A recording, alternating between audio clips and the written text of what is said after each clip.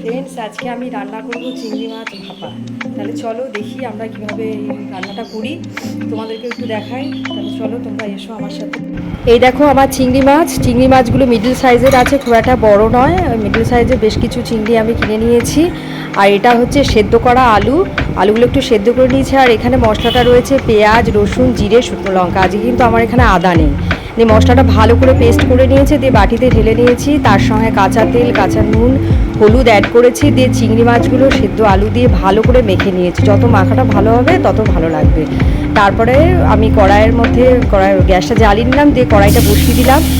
দিয়ে চিংড়ি মাছগুলো যে ভালো করে মাখিয়েছিলাম সেটা কড়াইয়ের মধ্যে ঢেলে দিলাম। দিয়ে একটু জল তার সঙ্গে অ্যাড করলাম। দিয়ে খুন্তি দিয়ে ভালো করে এটা মিক্সড করে নিলাম জলটার সাথে। জলটা একটু গরম জল ছিল।